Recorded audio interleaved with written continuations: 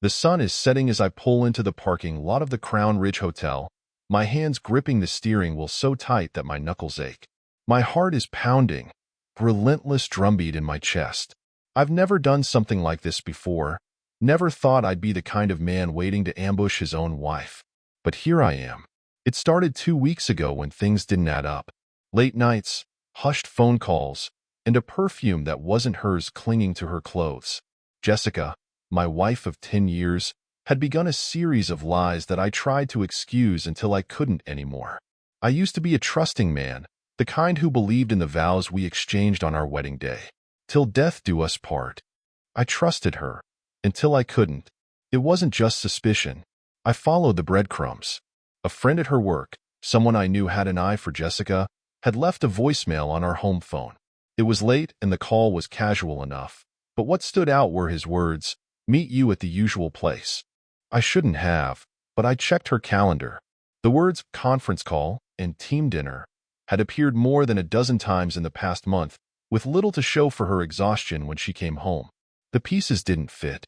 So, here I am, waiting, watching. My heart is bruised but still defiant. I'm clutching a manila envelope in my left hand, the divorce papers inside ready for the bombshell I'm about to drop. As the automatic doors slide open, a couple emerges. The man holds the woman close, his lips brushing her ear as she laughs, carefree. I almost envy them, almost wish I could rewind time and be them again. Back when Jessica's laugh wasn't just a memory of something I lost. But that's not today. Today is about the ugly truth. The glass doors slide shut behind me, and I catch the eye of a receptionist. She smiles politely, but I can tell I look out of place. I'm wearing a black hoodie, jeans, and a scowl that must scream trouble.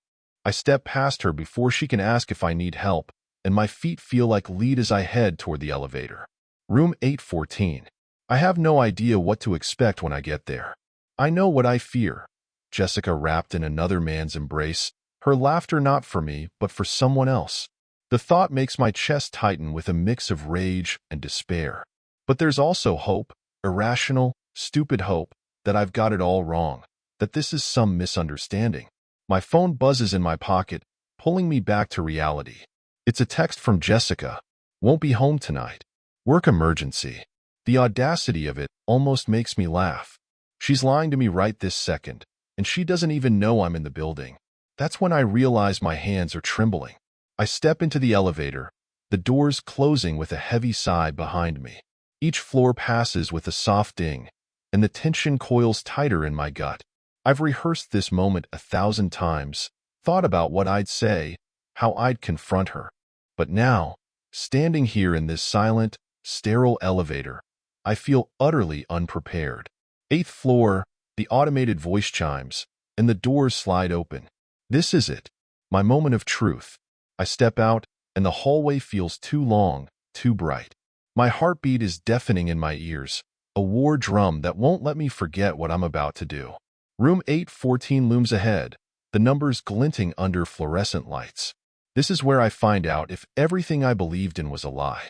I raise my fist to knock, my heart pounding so loud I'm sure she'll hear it.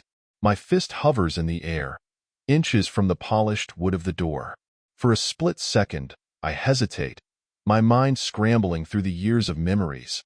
Our first date, the day I proposed, the laughter and warmth that used to fill our home. I wonder how we got here, how love turned into suspicion and trust melted into betrayal. But I push those thoughts aside. This moment isn't about nostalgia, it's about the truth. My knuckles connect with the wood, the sound sharp and angry in the quiet hallway. I step back, bracing myself. The silence stretches on. Maybe she heard the knock and is scrambling to make herself presentable. Maybe she's whispering excuses to the man inside. The thought sets my teeth on edge, and I have to fight the urge to knock again, harder. Finally, the door opens, and there she stands. Jessica. Her hair is tousled, and she's wearing a silk robe I've never seen before. It's barely tied at the waist, and the look on her face is one I've never forgotten. Panic. Pure, unadulterated panic. Her eyes widen when she sees me, and for a moment, the world seems to stop. "Adam," she stammers, her voice high and shaky. What are you doing here? I don't respond. Instead, I let my gaze drift over her shoulder, and sure enough, there he is. The man I suspected but hoped I was wrong about. He's shirtless, his pants unbuckled, and he's scrambling to grab his clothes. My jaw tightens, and a wave of nausea rolls over me. The man looks familiar, and then it hits me. He's not just a colleague. He's Matt, our mutual friend, someone who's been in our home, eaten meals at our table. The betrayal feels even sharper, like a knife twisted in my gut. Jessica's hand flies to her chest, clutching the robe tighter. Adam, please, I can explain, she starts, but her voice is weak, unconvincing. I shake my head, my grip tightening on the envelope. Explain? My voice comes out rough, choked with disbelief. What could you possibly explain, Jessica? That this, I gesture between her and Matt, is just some kind of work emergency? Her eyes well up with tears, but I've seen her cry before, and this time, it doesn't move me. I'm too hurt, too angry, too done. I throw the envelope onto the bed, and it lands with a soft thud. Consider yourself served, I say, my voice steady, despite the storm raging inside me. Matt finally manages to pull his shirt on and stumbles toward the door. Hey, man, this isn't what it looks like, he mumbles, his face pale and sweating. I laugh, but it's humorless, almost bitter. Not what it looks like? I repeat. So you're not half naked in a hotel room with my wife? My eyes lock onto his, and for a moment, I wonder if I'll hit him. My hands itch with the need to release all the anger coursing through me, but I hold back. I'm not about to make this mess worse by losing control. Matt raises his hands, backing away. I'm sorry, he whispers, and then he's gone, fleeing down the hallway like the coward he is. I don't even watch him leave. He's not the one who matters right now. Jessica's tears spill over, streaming down her cheeks. Adam, please, she sobs. It was a mistake. I wasn't thinking. We can fix this. Fix this. I echo, my voice breaking. You think this is something we can fix? My throat tightens, and I struggle to keep my composure. I gave you everything, Jessica. I trusted you, loved you. And this is how you repay me? She reaches for me, but I step back. Her touch, once comforting, now feels like poison. Please, she whispers, her voice cracking. I made a mistake, but I love you. I still love you. I shake my head, the hurt cutting deeper. Love? I spit the word like it's venom. You don't betray someone you love. You don't throw away a decade of marriage for a fling. Her sobs grow louder, but I'm already turning away, heading for the door. I need to get out of here. Need to breathe. Need to escape this nightmare. My feet feel heavy as I walk away, but there's a new resolve hardening in my chest. I won't be a victim to her lies any longer. As I step into the hallway, the door clicks shut behind me, and the weight of finality settles over my shoulders. I've lost something precious today, but maybe, just maybe, I've gained something too, freedom from the lies. I stagger out of the hotel and into the cool night air, my breath coming in ragged gasps. The weight of everything that just happened crashes over me, and for a moment, I feel like I can't breathe. My knees buckle, and I lean against a lamppost for support, clenching my jaw to hold back the storm of emotions tearing through me. She cheated. The woman I promised my life to, the one I built a future with, destroyed everything. The reality stings more than I imagined, and I'm left feeling hollow and betrayed. Anger boils under the surface, fighting with the grief that threatens to consume me. I pull out my phone, my fingers trembling. There's a text from my best friend, Nate. We've been friends since college, the kind of friends who'd have each other's backs no matter what. I never thought I'd be using his shoulder to lean on for this, but here I am. Hey man, I type, swallowing hard. Need a drink. Bad night. Where are you? Almost immediately, the phone buzzes. Dude, come to Murphy's. We're hanging out. What's going on? I don't reply. Instead, I shove the phone back in my pocket and head for my car, the hotel fading behind me. The drive to Murphy's bar is a blur, my mind running in circles around Jessica, her lies, and the image of her wrapped in another man's arms. I can't shake it, Can't stop the anger from turning into something darker, something like shame. How did I not see it coming? When I pull into Murphy's parking lot, I sit in the driver's seat for a moment, hands on the wheel, trying to collect myself. I don't want to walk in there looking broken. But who am I kidding? I am broken. I take a deep breath and force myself out of the car, the neon sign above the bar casting a cold glow. Inside, the familiar smell of beer, peanuts, and cheap cologne greets me. It's busy, packed with people laughing, talking, and drowning their own problems in booze. Nate is easy to spot, standing at a high-top table with a couple of our friends. When he sees me, his face lights up, until he notices the look on mine. "Adam," he says, his smile fading. "Jesus, man, what happened?" I don't answer right away. I slide onto the stool beside him, feeling the burn of embarrassment as the guys lean in, sensing something big just dropped. Nate hands me a beer, and I down half of it in one go, hoping the alcohol will numb the ache. "It's Jessica," I finally say, my voice barely above a whisper. "She's been cheating on me." The words taste bitter, and saying them out loud makes it all the more real. The guys exchange shocked glances, and Nate's face hardens with anger. "No way," he says, his voice filled with disbelief. "Jessica? Are you serious?" "Caught her myself," I reply, rubbing my eyes with the heel of my hand. "Tonight, at the Crown Ridge Hotel, she was with Matt." The name comes out like a curse. "Matt?" Nate's voice rises in outrage, and I can see his grip tighten around his own beer. "Matt, that asshole who's been acting all buddy-buddy? Unbelievable." The other guys start throwing out curses and exclamations, and part of me is grateful for the support, but part of me just feels numb. The betrayal is still fresh, like a wound that refuses to close. Nate claps a hand on my shoulder, his expression fierce. "Man, I'm so sorry," he says. "You didn't deserve this. Jessica's a damn fool for throwing away what you two had." I nod, but his words don't make me feel any better. "I served her divorce papers," I mutter, "right there in the hotel room." The guys go silent for a moment, and then Nate lets out a low whistle. "Damn, Adam, you went all in." I shrug, finishing my beer. What else was I supposed to do? I snap, the bitterness bleeding into my voice. Pretend everything was fine? Let her keep lying to my face? Nate's eyes narrow, and he shakes his head. "No, you did the right thing. She needs to understand there are consequences." I stare at the empty glass in front of me, my reflection warped and twisted by the cold condensation. "I just don't know what to do now," I admit, my voice cracking.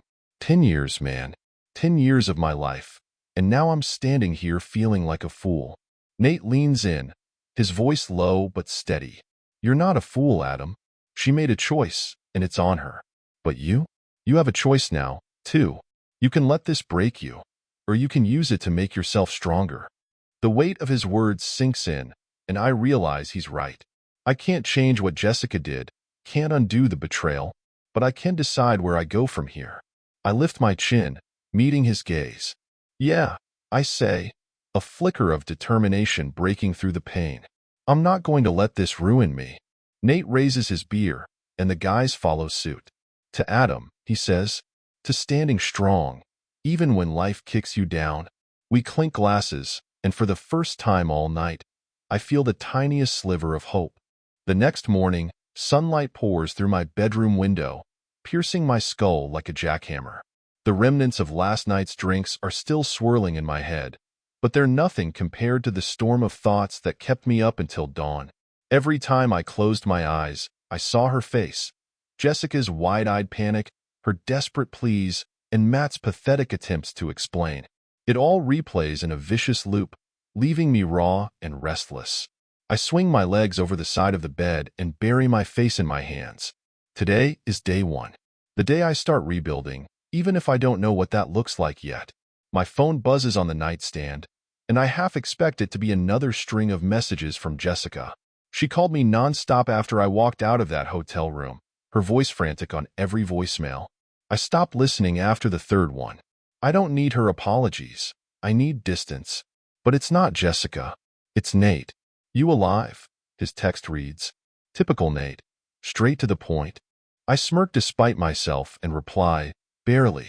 What's up? A second later, my phone buzzes again. Got breakfast with your name on it. Murphy's Diner, 20 minutes. I stare at the screen for a moment, considering. Part of me wants to stay in bed and drown in my misery, but the thought of sitting across from Nate, someone who's been in my corner through everything, feels like exactly what I need. I text back, be there. When I walk into Murphy's, the smell of sizzling bacon and fresh coffee greets me like an old friend. Nate is already at a booth, sipping coffee and scrolling on his phone. He looks up as I approach and grins.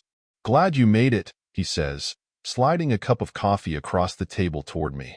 You look like hell, though. Feel like it, I admit, taking a grateful sip. The warmth spreads through me, easing some of the tension in my chest. Nate sets his phone down and leans forward, his expression serious. How are you holding up? And don't give me the tough guy act. I want the truth. I sigh, running a hand through my hair. I don't know, man. One minute I feel like I'm ready to move on, and the next I'm angry, hurt, everything all at once. It's like she ripped the ground out from under me, and now I'm just trying to figure out how to stand again. He nods, his gaze steady. Makes sense. You've been through a lot in a short amount of time. But listen, you're stronger than you think. You don't have to figure everything out right now. Just focus on one step at a time.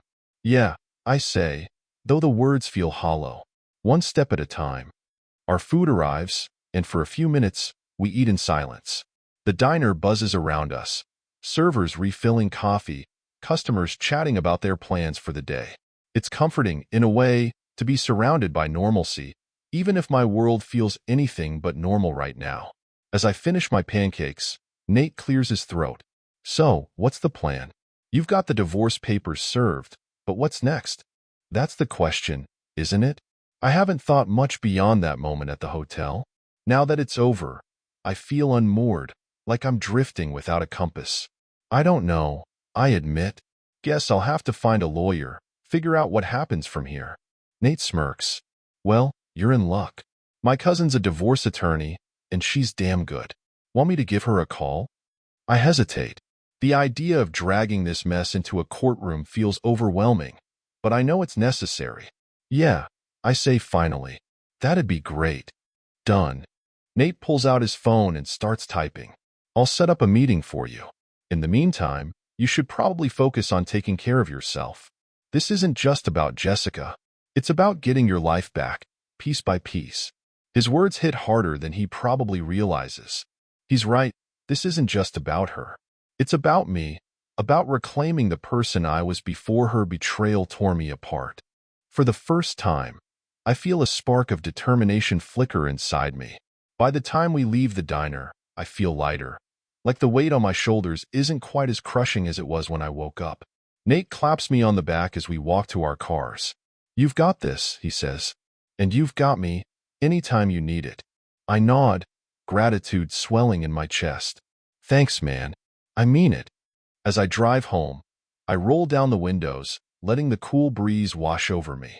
I know the road ahead won't be easy, but for the first time, I feel like I'm ready to face it.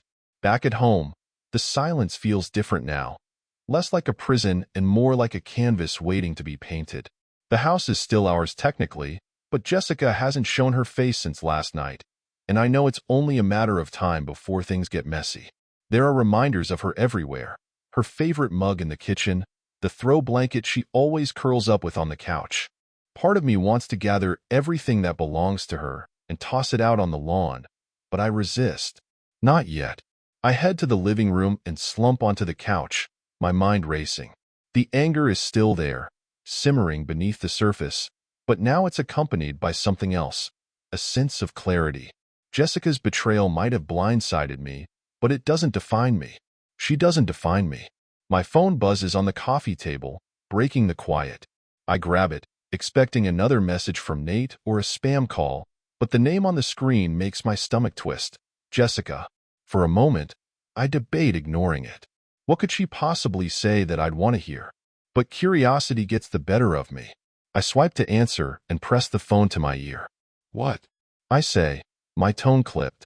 There's a pause on the other end, followed by a shaky breath. Adam, please don't hang up, Jessica says. Her voice is soft, pleading, but it only fuels my frustration. What do you want, Jessica? I snap. Haven't you said enough? I know I messed up, she says, her words tumbling out in a rush. I know I hurt you, and I can't even begin to tell you how sorry I am.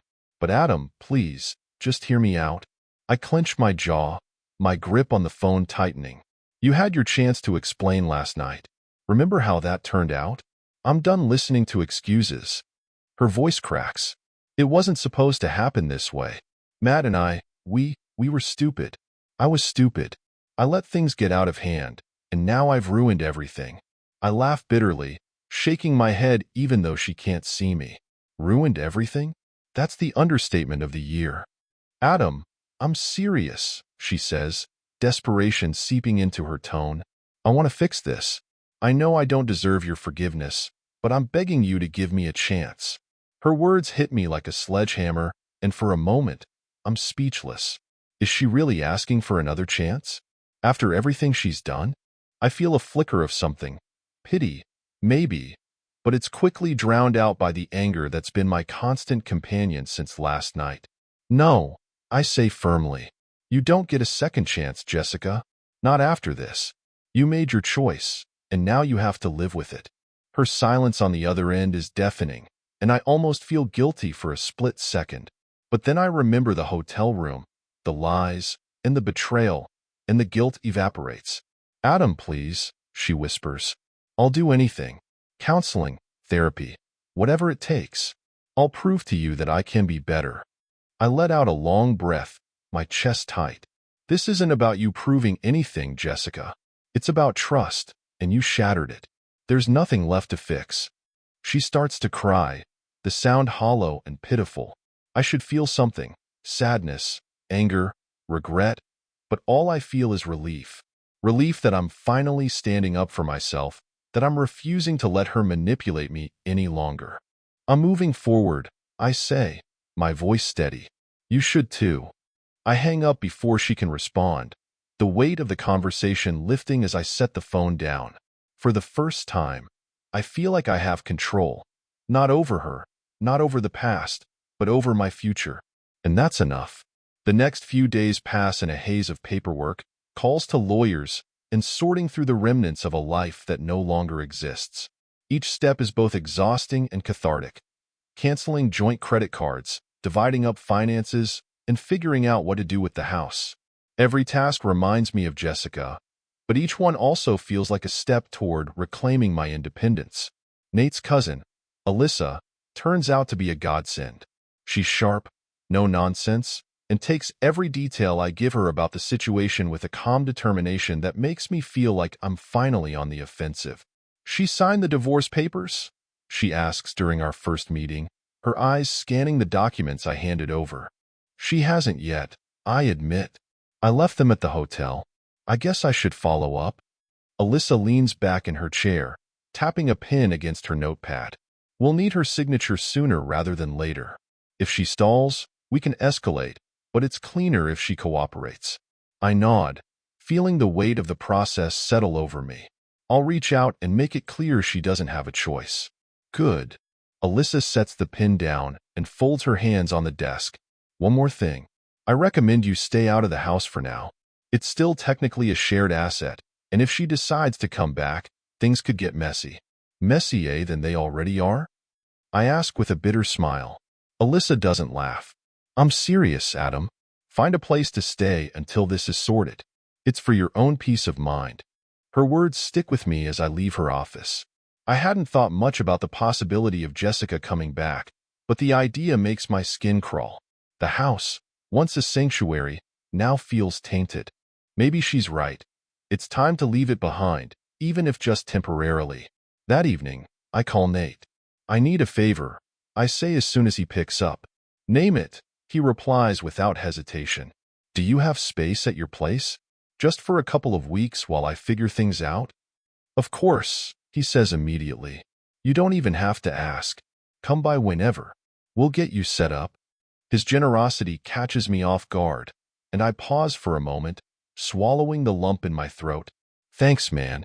I owe you. Don't mention it, he says. Just get over here and leave all that crap behind. The next morning, I pack a bag with the essentials, clothes, toiletries, and a few personal items. It feels surreal, walking through the house and picking out what to bring, like I'm leaving for a trip instead of escaping the wreckage of my marriage. I pass by the wedding photo on the mantel, the smiles frozen in time, and a wave of bitterness washes over me. Without a second thought, I shove the photo into a drawer and close it. By the time I arrive at Nate's place, I feel like I've shed a layer of my old life. He greets me at the door with a grin and a beer in hand, ushering me inside like it's the most natural thing in the world. Welcome to Casa Nate, he says, clapping me on the back. Your room's ready, and there's a fully stocked fridge. You're officially part of the family now. I chuckle despite myself, the tension in my chest easing. Thanks, man. I don't know what I'd do without you. You'd figure it out, he says, leading me to the spare bedroom. But lucky for you, you don't have to. Now, get settled and meet me in the living room. We're watching the game tonight, and I'm not letting you sulk through it. The room is small but cozy, with a neatly made bed and a window that lets in the late afternoon light. It's not home, but it feels safe. For now, that's enough. That night, as we sit on the couch with beers in hand, shouting at the TV like old times, I feel a flicker of something I haven't felt in days, normalcy. It's fragile, like a thin sheet of ice over a frozen lake, but it's there. For the first time since this nightmare began, I feel like I might actually be okay.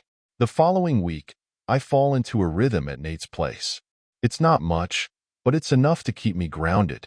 I wake up early, hit the gym to burn off the lingering frustration, and spend the rest of the day tackling the logistics of the divorce. It's a whirlwind of paperwork, legal jargon, and occasional emotional gut punches, but every step feels like progress. Jessica, surprisingly, has been quiet. I expected more pleading texts or desperate calls, but after our last conversation, she seems to have backed off. Part of me wonders if she's realized there's no fixing this, or if she's waiting to strike when I least expect it.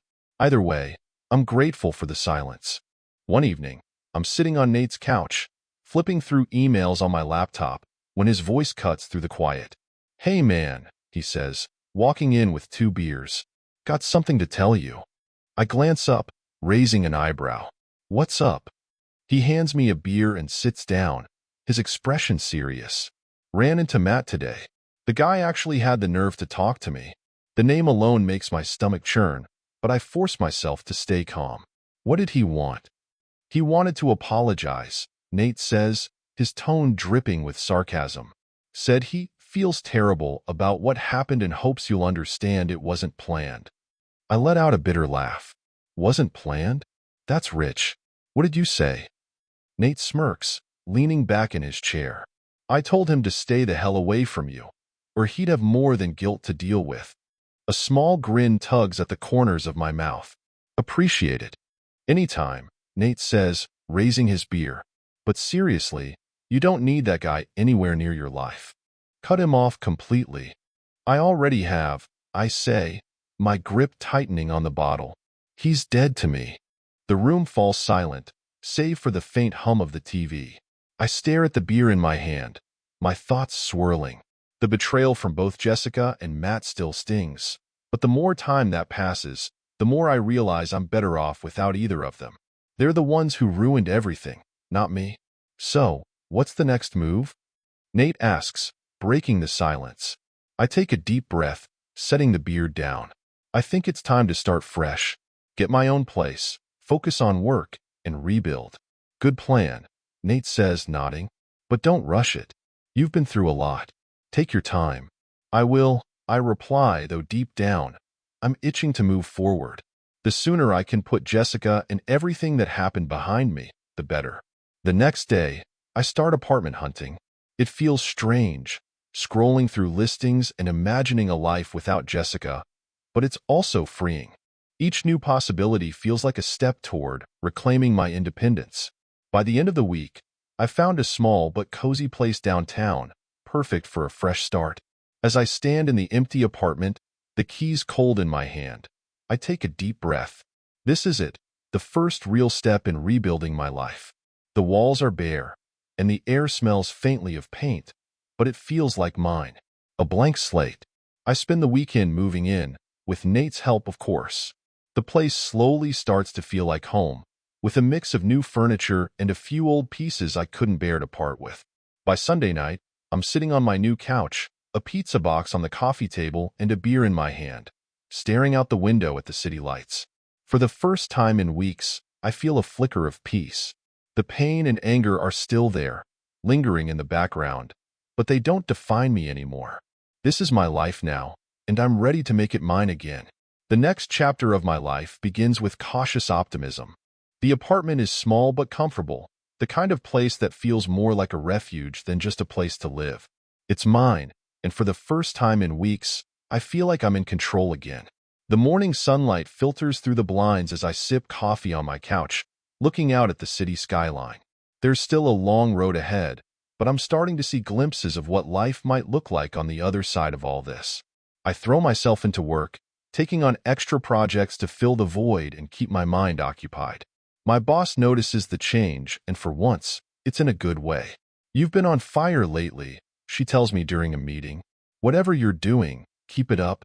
It feels good to hear that, even if I know the drive is fueled more by anger and a need for distraction than anything else. Still, progress is progress, and I'll take it. Jessica finally breaks her silence a week later. It's a text, just a few words, but they hit like a sucker punch. "Can we meet? Please." I stare at the message for a long time, my emotions warring inside me. Part of me wants to ignore it, to block her number and move on without looking back. But another part of me, the part that still remembers the good times, the love we once shared, feels compelled to hear her out. Against my better judgment, I text back, "When and where?" She responds almost immediately. "Tomorrow. The cafe near our old place. 6 p.m.? I agree, though the thought of seeing her again makes my stomach twist. I tell myself it's just a conversation, a chance to get closure, but deep down, I know it's more complicated than that. The next day, I walk into the cafe feeling a mix of nerves and dread. Jessica is already there, sitting at a corner table with a cup of tea in front of her. She looks different, tired, maybe even broken, but I don't let that soften me. I can't afford to. "Adam," she says as I approach, her voice hesitant, "Thank you for coming." I sit down across from her, my expression unreadable. "What do you want, Jessica?" She flinches at the coldness in my tone, but recovers quickly. I needed to see you. To explain. I know I don't deserve your forgiveness, but I can't let things end like this." I lean back in my chair, crossing my arms. "You mean after you tore apart everything we built? After you lied to my face and slept with one of our so-called friends? You think there's anything left to say?" Her eyes fill with tears, but I don't let it sway me. "I made a mistake," she whispers. "A horrible, unforgivable mistake. But I wasn't trying to hurt you, Adam. I don't know. I was lost." "Lost?" I repeat, my voice rising. "That's your excuse? You were lost. So you decided to destroy our marriage? Do you even hear yourself?" She looks down at her hands, her tears falling onto the table. "I know you're angry. You have every right to be. I don't expect you to take me back, but I needed to tell you that I'm sorry. Truly." For a moment, I feel the anger start to give way to something else. Pity, maybe, or even a flicker of compassion. But then I remember the hotel, the lies, and the pain she caused, and I steel myself. "Jessica," I say, my voice firm, "I appreciate the apology, but it doesn't change anything. You made your choice, and now you have to live with it. I'm moving on. You should too." Her shoulders slump, and for the first time, she looks defeated. "I understand," she says softly. I hope someday you can forgive me." I don't answer. Instead, I stand, tossing a few dollars on the table for her tea. "Goodbye, Jessica." As I walk out of the cafe, a strange sense of relief washes over me. The conversation didn't fix anything, but it gave me something I didn't realize I needed: closure. Jessica's chapter in my life is over, and for the first time, I feel like I'm truly ready to start writing the next one. Walking out of the cafe felt like shedding a heavy weight I'd carried for far too long. The evening air was cool, crisp against my skin, and for the first time in what felt like ages, I breathed freely. The sky above was painted in hues of orange and purple, the city lights beginning to flicker on. It was as if the world had finally aligned with the clarity I'd gained inside. Jessica's apology replayed in my mind as I walked toward my car. Her words had sounded sincere, but sincerity didn't undo betrayal. It didn't erase the image of her with Matt or the pain of knowing how easily she'd shattered the trust we'd built over a decade. No amount of tears or regret could fix that. By the time I reached my car, I felt lighter. Not happy, but lighter. Closure was a strange thing. It didn't erase the past, but it gave me the strength to let go of its grip on my present. Back at my apartment, the quiet felt different than before. It wasn't loneliness anymore. It was solitude. There was a peace in being alone that I hadn't known I needed. I grabbed a beer from the fridge, plopped onto the couch, and flipped through the channels until I landed on a documentary about rebuilding ancient structures. I wasn't really paying attention, but the imagery of broken pieces coming together to form something new felt oddly symbolic. My phone buzzed on the coffee table, and I glanced at the screen. It was Nate, as usual, checking in. "How'd it go?" his message read. I typed back, "Fine. Closure. Moving on." His reply came almost instantly, "About time. Proud of you, man." I smiled faintly, setting the phone down and taking a long sip of my beer.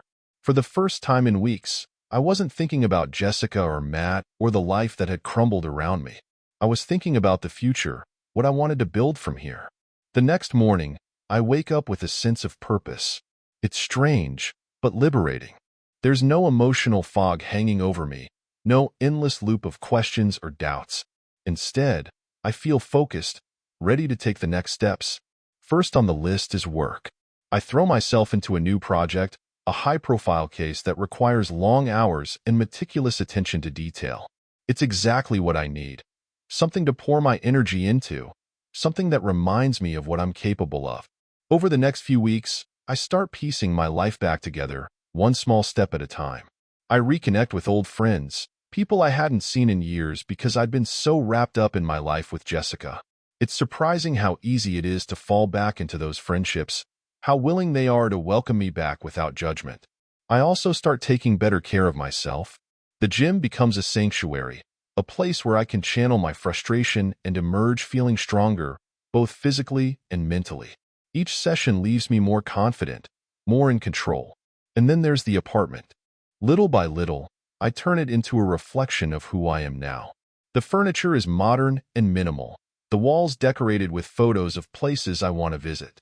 It's a stark contrast to the home I shared with Jessica, which had been filled with her touches, throw pillows, framed quotes, and knickknacks I never cared for. This space is mine, and it feels good. One evening, as I'm rearranging books on the shelf, Nate drops by unannounced, a six-pack in one hand and a mischievous grin on his face. "Figured you could use a break," he says, plopping down on the couch and cracking open a beer. I laugh, joining him. "You're not wrong." As we sit there, talking and laughing like we used to, I realize how much I've missed this. Simple moments with people who truly have my back. For so long, I'd been so consumed by my marriage, by Jessica, that I'd let these connections fade.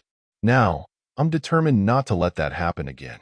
By the time Nate leaves, the apartment feels warmer somehow, more alive. I sit back on the couch, staring out the window at the city lights, and for the first time, I feel like I'm not just surviving, I'm living.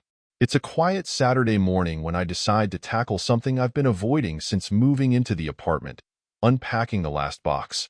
It's small, shoved into the corner of my bedroom closet, and filled with things I couldn't bring myself to sort through before. Pieces of the past, pieces of Jessica. As I pull the box out and set it on the bed, my chest tightens. I tell myself this is just another step, another way to let go. I peel back the flaps and see the contents. Framed photos, letters, little mementos from trips we took together. Each one feels like a sucker punch, but I keep going. The first item I pull out is a picture of us from our honeymoon in Maui. We're standing on a beach, her head resting on my shoulder, both of us smiling like we didn't have a care in the world. I remember that moment vividly, the sound of the waves, the warmth of the sun, the feeling that nothing could ever come between us. It feels like a lifetime ago. I set the photo aside and pick up a stack of letters, tied together with a ribbon. They're from her, written during the first few years of our marriage. I read the first one, her words filled with love and promises of forever. My hands tremble as I set it down, unable to read more. Forever didn't last. One by one, I go through the rest of the box, letting myself feel the pain and nostalgia, but refusing to let it consume me. When I'm done, I pack everything into a trash bag, except for one item, a small, carved wooden figure of a lighthouse that we bought on our first trip together. It doesn't remind me of her, not really. It reminds me of the person I was before everything fell apart, the person I'm working to become again. I set the lighthouse on the windowsill, where it catches the morning light. It feels like a symbol of hope, a beacon guiding me through the storm. The next week, I throw myself into a new challenge, something completely out of my comfort zone. A coworker invites me to join a hiking group, and while I've never been much of an outdoorsman, I say yes. It feels good to say yes to something new, something that has nothing to do with Jessica or the life I left behind. The first hike is brutal. The trail winds up a steep mountain, the air growing thinner with each step. My legs ache and sweat drips down my face, but I push through. There's something cathartic about the physical challenge, about putting one foot in front of the other and knowing the only way to reach the top is to keep moving. When we finally reach the summit, the view takes my breath away. The city sprawls out below, tiny and insignificant compared to the vastness of the landscape. The sky stretches endlessly above, and for the first time in weeks, I feel small in a good way. My problems, my pain, they're just one part of a much bigger picture. As the group takes photos and chats, I sit on a rock and let the moment sink in. This is what I've been missing. Moments of clarity, of connection, of realizing that life goes on, no matter what. On the way back down, I strike up a conversation with one of the group members, a woman named Claire. She's easy to talk to, with a quick wit and a laugh that's contagious. We swap stories about work, hobbies, and favorite movies, and by the time we reach the parking lot, I feel lighter than I have in weeks. Thanks for inviting me, I tell my coworker as we load into our cars. I needed this. Anytime, she says with a smile. You should come to the next one. We're doing a coastal trail next weekend. I'll be there, I say, meaning it. As I drive home, the sunset painting the sky in vibrant colors, I realize something important. Life isn't about erasing the past. It's about moving forward, about finding new reasons to smile, new adventures to chase. And for the first time, I'm excited about what's ahead. The following weekend, I find myself on the coastal trail with the hiking group again. The salty breeze rolls in from the ocean, the rhythmic crashing of waves below blending with the chatter of the group. There's an energy in the air, one I haven't felt in a long time, a sense of adventure, of belonging. Claire is here again, her bright smile and easy laugh standing out among the group. As we hike, we naturally fall into step together, talking about everything from work to the ridiculous ways we both manage to trip over nothing. So, what made you join this group? She asks as we navigate a narrow section of the trail. I hesitate for a moment before answering. Honestly, I needed a change. Life's been complicated lately. She nods, her expression understanding. I get that. Sometimes you just need to shake things up, right? Exactly, I say, glancing at her. What about you? She grins. I've always loved hiking. It's my therapy, you know? Whenever life gets messy, the trails remind me that there's still beauty out there. Her words resonate with me, and for the rest of the hike, our conversation flows effortlessly. By the time we reach the end of the trail, I feel a sense of connection I didn't expect. It's nothing serious, just two people enjoying each other's company, but it's a reminder that life goes on. And maybe, just maybe, it can be good again. Back at my apartment, I dive into one of the projects that's been on my mind since moving in, building a custom bookshelf. It's something I've always wanted to do, but never found the time for. Now, with my weekends free and my mind clearer, it feels like the perfect challenge. I spend the next few days sketching out designs, gathering materials, and carefully measuring each piece of wood. The process is methodical, almost meditative, and I lose myself in the rhythm of cutting, sanding, and assembling. By the time the bookshelf is finished, my hands are sore, but my heart feels full. I step back and admire the finished piece, running my fingers over the smooth surface. It's not perfect. There are a few uneven edges, a small nick where the saw slipped, but it's mine. A tangible reminder that I'm capable of creating something good, even after everything that's happened. I load the shelves with books, placing a few small plants and knickknacks to fill the empty spaces. When I'm done, the apartment feels warmer, more like a home. I snap a picture and send it to Nate with the caption, "Handmade progress." His reply is almost immediate. "Looks awesome. When's the housewarming party?" I laugh, shaking my head. "Soon," I type back. "Promise." One evening, as I'm sitting on the couch with a book, my phone buzzes. It's a message from Claire. "Hey, a few of us are grabbing drinks tomorrow night. You in?" I hesitate, my finger hovering over the screen. It's been a while since I've gone out for something as simple as drinks with friends, and the thought feels both exciting and daunting. Finally, I type back, "Count me in." The next night, I walk into a lively bar downtown, the hum of conversation and clinking glasses filling the air. Claire waves me over to a table where a few familiar faces from the hiking group are already gathered. The atmosphere is easy and welcoming, and before long, I'm laughing along with the group, a cold beer in hand. Claire and I end up in our own little conversation again, trading stories and jokes. There's a spark between us, subtle but undeniable, and it catches me off guard. I didn't come here looking for anything beyond friendship, but something about her feels refreshing, like a breath of fresh air after being trapped underwater. As the night winds down, she leans in and says, "You know, I'm glad you joined the group. It wouldn't be the same without you." Her words catch me off guard, but I smile. "Thanks. I'm glad I joined, too." Walking home that night, the city lights twinkling around me, I feel a strange mix of emotions, hope, excitement, and a tinge of fear. I'm not sure what the future holds, but for the first time, I'm open to the possibilities. Over the next few weeks, life starts to feel normal again. It's not the same kind of normal I knew before everything fell apart, but it's something better, simpler, freer. I spend my days focused on work, my evenings exploring the city or tinkering with new projects in the apartment, and my weekends hiking with the group. Claire and I continue to gravitate toward each other, whether it's during a hike or grabbing coffee afterward. She's easy to talk to, her presence a calm antidote to the chaos I've been sifting through.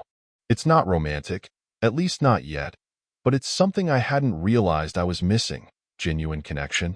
One Saturday, after a particularly grueling trail, the group decides to grab lunch at a nearby cafe. We pile into a few cars and take over a long table, the energy light and filled with laughter. Claire sits across from me, her hair still damp with sweat, but her smile radiant. As the group chats, I find myself watching her, noticing the way her eyes light up when she laughs, the way she leans in when she's genuinely interested in what someone is saying. "Adam," she says suddenly, pulling me out of my thoughts. "What about you? Any wild travel stories?" I blink, caught off guard. Not really," I say, setting my fork down. "I mean, I've traveled a bit, but nothing too crazy. Most of my adventures have been local." "Well, that has to change," she says with a teasing grin. "Life's too short to stay in one place. You need a trip, something big." The rest of the group chimes in, tossing out suggestions for destinations, national parks, tropical beaches, European cities. The idea sticks in my mind, though. A trip. A chance to break free from everything familiar and start fresh somewhere new, even if only for a little while. Later that evening, as I'm relaxing at home, I start looking up travel destinations. It's been years since I've thought about taking a real trip, and the possibilities feel endless. I make a list of places I've always wanted to see: the Grand Canyon, Glacier National Park, Iceland's waterfalls and volcanoes. For the first time in a long time, I feel genuinely excited about the future, not just surviving it, but living it. As I scroll through photos of breathtaking landscapes, my phone buzzes, It's a message from Claire. Hey, just wanted to say I had a great time today. You've got a good vibe. Glad you're part of the group. I smile, my fingers hesitating over the keyboard before I type back. Same here.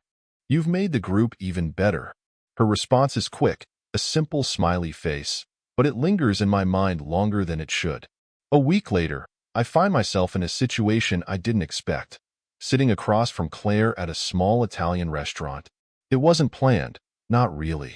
We'd been talking about food after a hike, and she'd casually mentioned this place as one of her favorites. Before I knew it, I'd said, "Let's go." And now here we were. The atmosphere is cozy, the air filled with the aroma of garlic and fresh herbs. Claire is animated as always, her laugh cutting through the low hum of conversations around us. I'm more reserved, but she doesn't seem to mind. In fact, she has a way of pulling me out of my shell without even trying.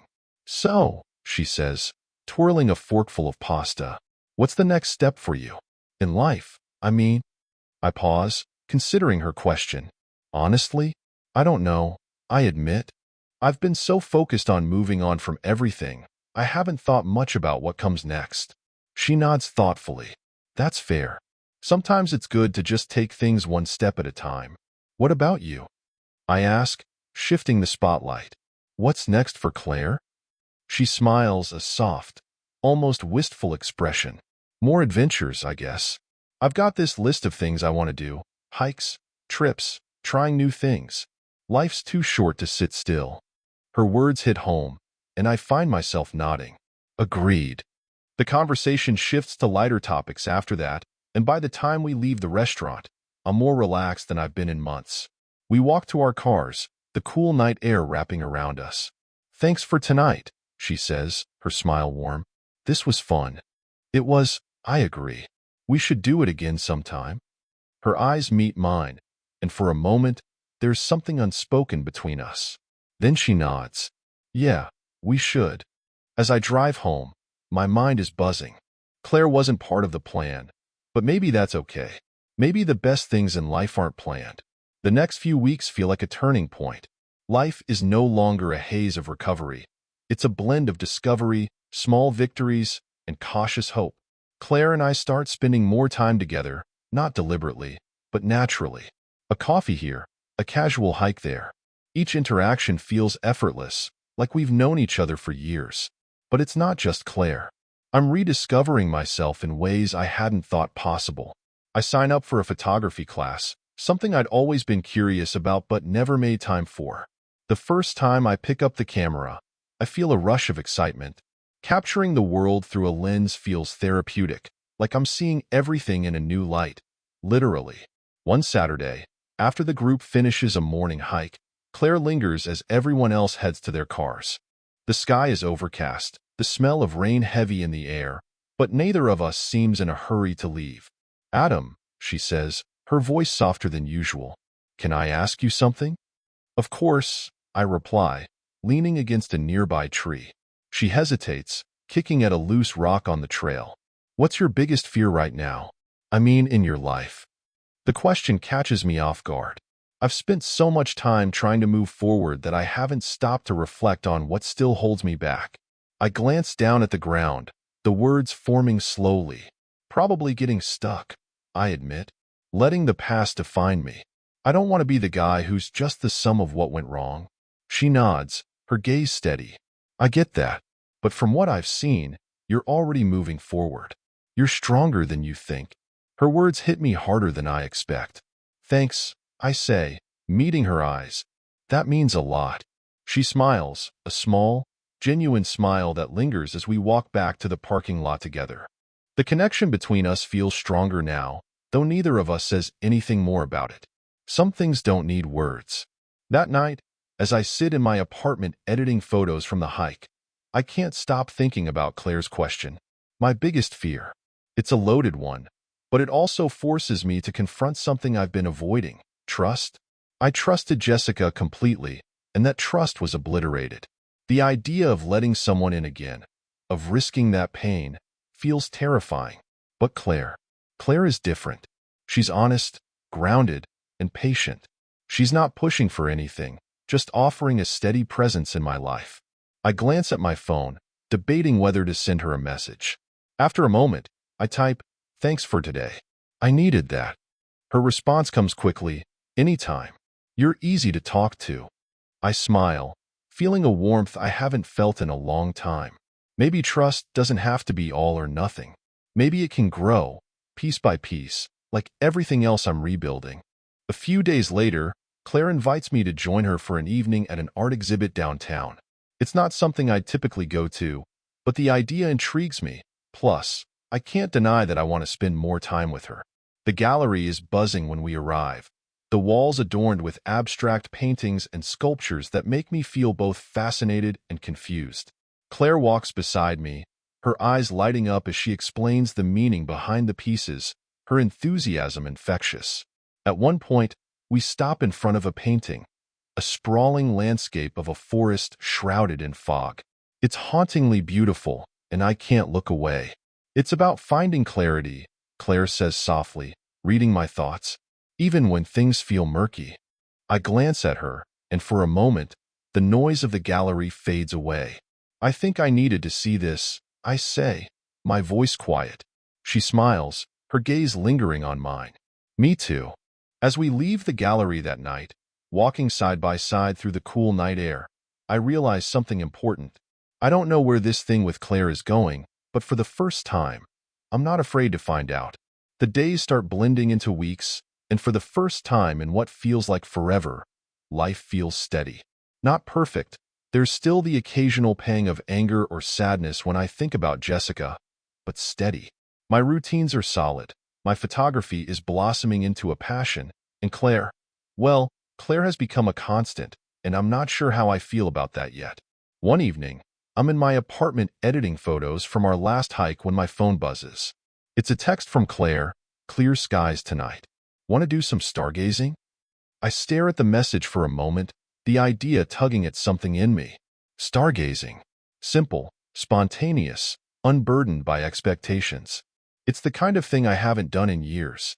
Sounds perfect, I type back.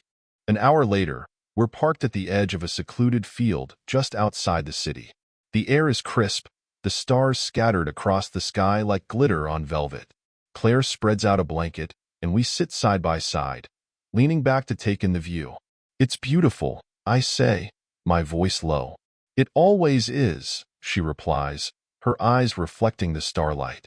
"Makes you realize how small your problems really are." I nod, the weight of her words settling over me. We sit in silence for a while, the quiet filled only by the occasional rustle of the wind through the grass. It's peaceful, and for the first time, I feel like I can let my guard down. "You know," Claire says softly, breaking the silence, "I've been meaning to ask, what made you join the hiking group? I mean, really?" I glance at her, her face illuminated by the faint glow of the stars. "I needed to get out of my own head," I admit, "to stop feeling stuck. And honestly, it's been one of the best decisions I've made." Her smile is warm, and she turns her gaze back to the sky. "I'm glad you did. You've brought something to the group, you know? You make it better." Her words catch me off guard, and for a moment, I don't know what to say. I can feel the connection between us growing stronger, like an invisible thread pulling us closer. It's both exhilarating and terrifying. "Thanks," I finally say. "That means a lot." We stay there for hours, talking about everything and nothing, the stars above us a silent witness. By the time we pack up and head back to our cars, I feel a sense of peace I haven't felt in years. Claire hugs me before we part ways, her arms warm and steady around me. It's brief, but it lingers, her presence staying with me long after she's gone. The next morning, I wake up feeling lighter. The conversation with Claire, the quiet moments under the stars, it all feels like a turning point. I get up, make coffee, and sit by the window, watching the city come to life. The lighthouse figurine on the windowsill catches the sunlight, its small beacon a reminder of how far I've come. Later that day, I meet with Alyssa, my lawyer, to finalize the divorce proceedings. It's the last major hurdle, and as much as I dread it, I know it's necessary. "It's all pretty straightforward," Alyssa says, flipping through the paperwork. "Jessica's agreed to the terms. so we're just waiting on the court to make it official. Hearing Jessica's name stirs something in me, but it's not the pain or anger I expected. It's just acceptance. What happened with her and Matt is part of my story, but it doesn't define me anymore. Thanks for everything, Alyssa, I say as we wrap up. I don't think I could have done this without you. That's what I'm here for, she says with a small smile. You're doing great, Adam. Just keep moving forward. As I leave her office, a sense of finality washes over me. The chapter with Jessica is closing, and for the first time, I feel ready to step fully into what comes next. That evening, I get a text from Claire. Dinner tomorrow? My treat. I hesitate, my finger hovering over the screen. It's not just dinner. It's a step, a risk, a chance at something new. But then I think about the stars, about the way she makes me feel grounded yet weightless, and I know the answer. Looking forward to it, I type back. As I set my phone down, a small smile tugs at the corners of my mouth. For the first time, the future doesn't feel so uncertain. It feels wide open, filled with possibilities. The next evening, I find myself standing outside Claire's apartment, a bottle of wine in hand and nerves simmering in my chest. It's not like this is a first date, or at least, it hasn't been framed that way. But it feels significant, like a step towards something I hadn't expected but maybe wanted all along. Claire answers the door with a smile, her hair tied back and an apron dusted with flour wrapped around her waist. Perfect timing, she says, stepping aside to let me in. Dinner's almost ready. The smell of garlic and herbs fills the air, and I follow her into the cozy kitchen, where pots and pans are bubbling away on the stove. The table is already set, candles flickering softly in the dim light. It's simple but thoughtful, and it strikes me how different this feels from anything I've experienced before. There's no pretense, no pressure, just two people enjoying each other's company. This looks amazing, I say, setting the wine on the counter. Do you always go all out like this? She laughs, shaking her head. Only for special occasions. I raise an eyebrow. And this is a special occasion? Her smile softens, and she shrugs. Maybe. The conversation flows easily as we eat, touching on everything from our favorite childhood memories to the places we still dream of visiting. Claire has a way of drawing me out, making me laugh at things I hadn't thought about in years. By the time we're finishing dessert, a decadent chocolate tart she somehow made from scratch, I feel lighter than I have in months. You're full of surprises, I say, leaning back in my chair. I had no idea you were this good in the kitchen. She grins, resting her chin on her hand. There's a lot you don't know about me, Adam. Her words hang in the air, and for a moment, the energy between us shifts. It's subtle but undeniable, a tension that's both thrilling and terrifying. I meet her gaze, wondering if she feels it too. I'd like to change that, I say, my voice quieter now. Her smile fades, replaced by something softer, more vulnerable. Me too. The moment stretches, the air thick with unspoken possibilities. Then she stands, clearing the dishes and breaking the spell. Want to help me with the dishes? She asks, her tone light again. Only if you let me dry, I reply with a smirk, grabbing a towel.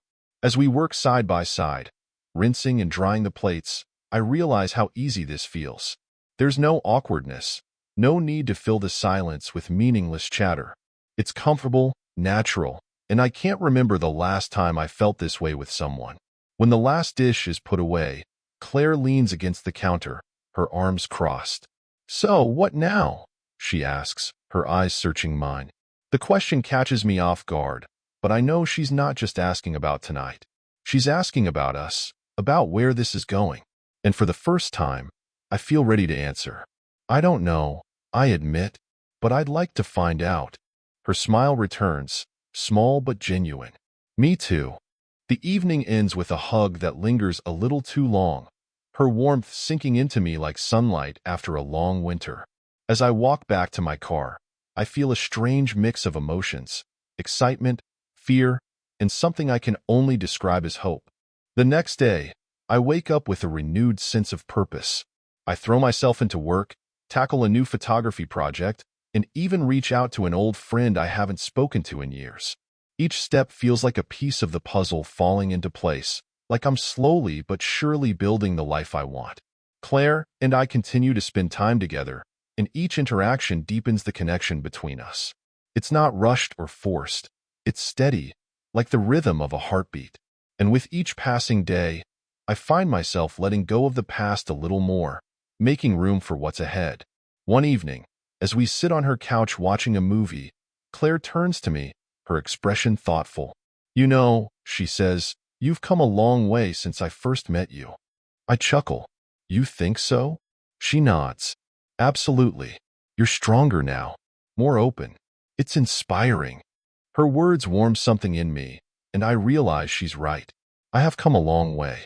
The pain and betrayal that once defined me are now just part of the story, not the whole thing. "Thanks," I say, meeting her gaze. That means a lot. For the first time in a long time, I feel like I'm exactly where I'm supposed to be. The days that follow feel like stepping into a new chapter of my life, one that's not bound by the pain of the past but shaped by the possibilities of the present. Claire becomes a bigger part of my world, not in an overwhelming way, but in a way that feels natural, like she's been there all along. One crisp Saturday morning, we decide to take a road trip to a nearby national park. It's a spontaneous idea, the kind of thing I never would have done a few months ago, but now it feels right. We load up her car with snacks, hiking gear, and a thermos of coffee, and hit the road as the sun rises. The drive is filled with laughter and music, the kind that makes you forget about time. Claire sings along to the radio, her voice off-key but unapologetic, and I find myself grinning like an idiot. For the first time in what feels like forever, I'm not thinking about what I've lost. I'm focused on what I've found. When we reach the park, the beauty of it takes my breath away. Towering pines stretch toward the sky, their needles glistening with morning dew. The air is cool and fresh, carrying the earthy scent of the forest. Claire grabs my hand as we step onto the trail, her excitement infectious. "Ready for an adventure?" she asks, her eyes sparkling. "Always," I reply, and for once, I mean it. The trail winds through the forest, the sound of birdsong and rustling leaves creating a soothing backdrop. Claire is a bundle of energy, pointing out every interesting plant and animal she sees, while I snap photos of the scenery. It feels good to be out here, away from the noise of the city and the weight of the past. As we reach a clearing with a breathtaking view of the valley below, Claire turns to me, her face glowing in the sunlight. "This is amazing," she says, her voice soft. "Thanks for coming with me." "Thanks for dragging me out here," I reply with a chuckle. I needed this. We sit on a fallen log, sharing snacks and sipping coffee as we take in the view. The conversation drifts from lighthearted to serious, touching on dreams, fears, and everything in between. Claire talks about her love for the outdoors, her passion for adventure, and her belief that life is meant to be lived fully. I share my journey of rebuilding, my struggles with trust, and my hopes for the future. "You've come a long way," she says, her voice full of admiration. "It's not easy to start over, but you've done it, and you're stronger for it." Her words settle over me like a warm blanket, and I realize she's right. The person I was a few months ago feels like a distant memory, a shadow of who I've become. I'm not defined by Jessica's betrayal anymore. I'm defined by how I've risen from it. "Thanks," I say, meeting her gaze. "That means a lot, coming from you." She smiles, her hand brushing mine. The moment lingers, and I feel a spark, one that's been growing quietly, steadily, since the day we met. It's not just connection anymore. It's something deeper, something I'm finally ready to embrace. As we drive back that evening, the sunset painting the sky in fiery hues, I glance over at Claire. She's humming softly, her hair falling in loose waves around her face, and I feel a sense of contentment I can't put into words. "Claire," I say, my voice cutting through the quiet. "Thank you." She looks at me, puzzled. "For what?" "For everything," I reply. "For reminding me what it feels like to live again." Her smile is soft, but her eyes glisten with emotion. "You don't have to thank me, Adam. You did this. You found your way back." Maybe she's right. Maybe I have. But I also know I wouldn't have gotten here without her. That night, as I sit in my apartment editing photos from the trip, I feel a deep sense of peace. The lighthouse figurine on the windowsill catches my eye, its small beacon glowing faintly in the moonlight. It's no longer just a symbol of hope. It's a reminder of how far I've come. I don't know what the future holds for me and Claire, but for the first time, I'm not afraid to find out. I'm not afraid to trust, to take risks, to embrace the unknown. Because life isn't about avoiding the storms. It's about finding the strength to navigate through them. And as I close my laptop and head to bed, I know one thing for sure. I've weathered the worst of the storm, and the horizon has never looked brighter. Thank you for being part of this journey. This story may have reached its conclusion, but the lessons and reflections it offers live on. Life's challenges have a way of breaking us down and building us back stronger. Have you faced a moment in life where you had to rebuild, rediscover yourself, or find new beginnings? Share your story in the comments below. I'd love to hear how you've navigated your storms. And if this story resonated with you, don't forget to like, subscribe, and hit the notification bell for more powerful tales of resilience and transformation. Thank you for watching.